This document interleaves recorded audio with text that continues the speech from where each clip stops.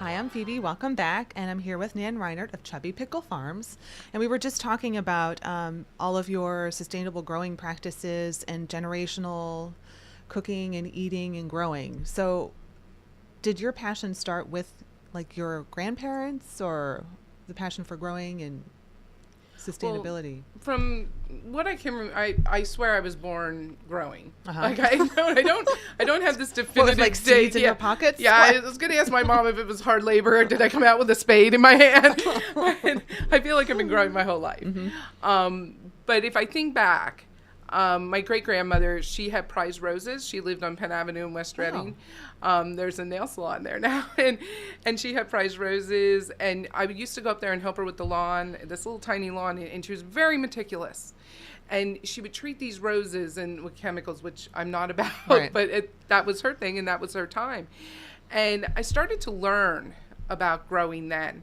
And then we moved from Reading to West Reading, where I grew up. Mm-hmm. And they had these stone beds and there were flowers coming up and I started gardening.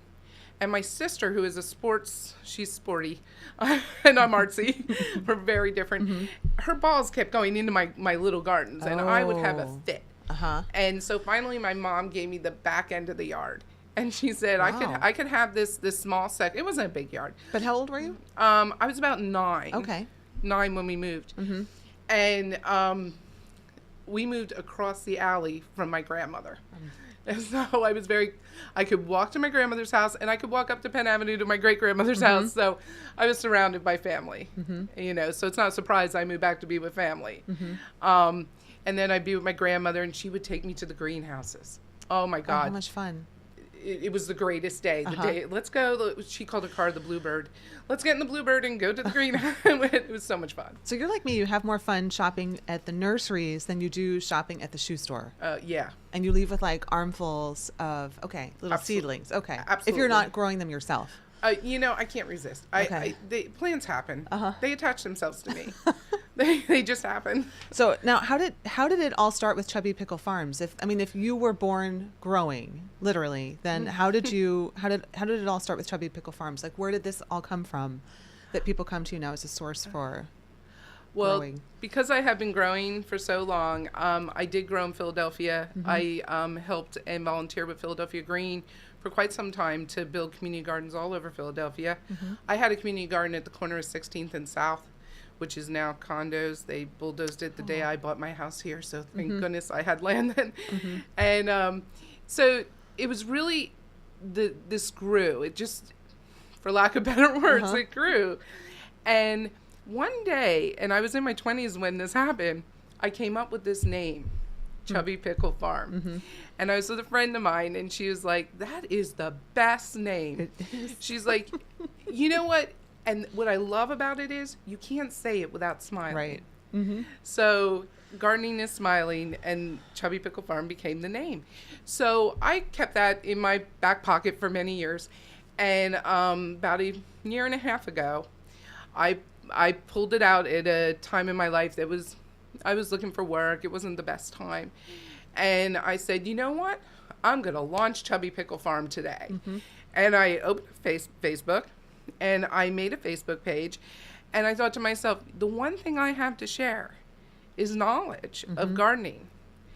And so I just started sharing tips about gardening, and I started to realize that there were so many people that wanted to know about something that I don't even know where I learned most of it. It's just in my head. Mm-hmm.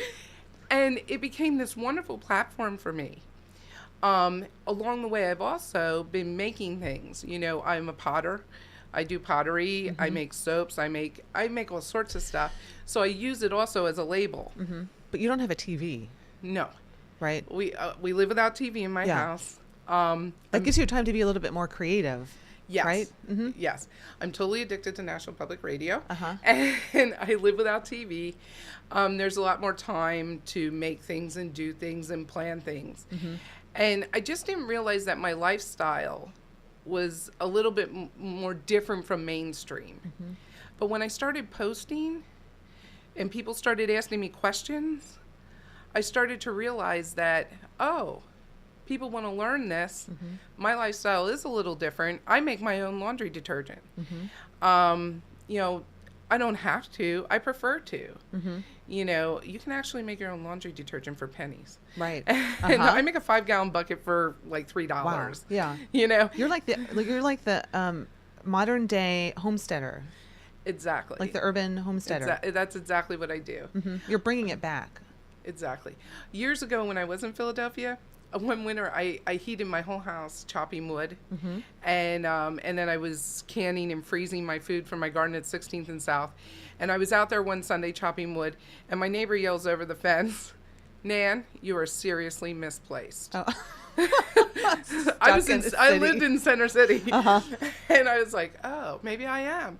So when I bought the house, you know, it was more about homesteading. In fact, we looked more for a yard than we did a house. Wow. The house had to be old because I like old houses. But my mother spent months trying to find the perfect house for me, and had to do with the yard. You know, because that is it. I'm more of a homesteader.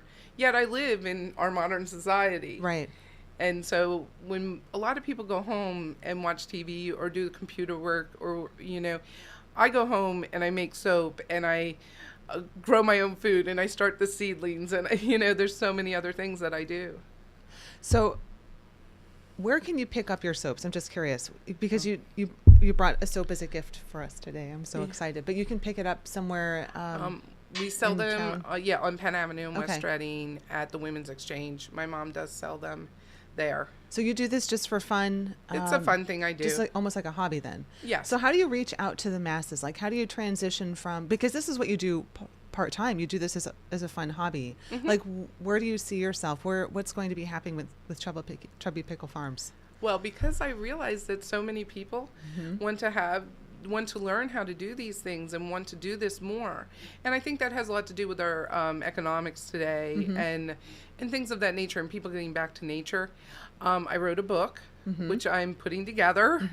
I'm so excited. Yeah, I'm excited too. I can't wait to see it all together. But I did write a book that I'm working on. That's a project I've been working on for quite some time. I've always written. I've written articles and stuff, you know, and but now it's time to put it all together. And I think what I do and what I've learned over the years and my lifestyle of being a homesteader and being more sustainable is become more popular. I'm now in vogue. Yes, you are. Before I was just the weirdo out back chopping wood. Misplaced in the, you were like the rose and the thorns out in the big city. Yeah, like all these things I've learned, all of a sudden I'm in vogue. I would have never thought that was going to happen to me. I love that. So I'm very curious then, you said your passion is that people would start to grow. Just give me 3 simple steps that will inspire someone to go and do that today. Just 3 simple steps. 3 simple steps? Or 3 simple tips. Tips? Yes. Okay. Tips, I would say get a big pot. If you have a big pot, make sure you wash it. Wash it real good. Scrub it. I'm always saying that. Get some nice soil and buy yourself a starter plant. You know, just start. You know, the worst thing that could possibly happen is the plant dies. And I don't want the plant to die, but you could get another plant. Right. You know, and like I said previously, when people come to my home and they eat my food that I grow, in fact, I have a guy that lives with me on and off periodically. He rents a room from me. And he said to me one time, Nan, do you realize that we eat gourmet food like every single day and people pay a lot of money for this? I'm like, yeah, because I grow it out back and we're not paying a lot of money for it. You know, so just by growing and getting familiar with your food and where it comes from.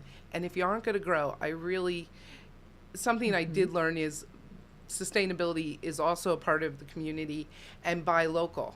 Like West Reading has the farmers market. I know B&H Foods, they farms, B&H Farms. It's farms, right? Yep, B&H Organic, yep. Yeah, they sell over there. They grow local, you know, and that's all just a part of what it's all about. And even though I think some people still look at me and think I'm a little weird.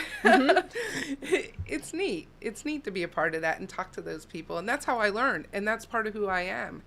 Learning that from those people. Okay. So the biggest step is then just take a baby step.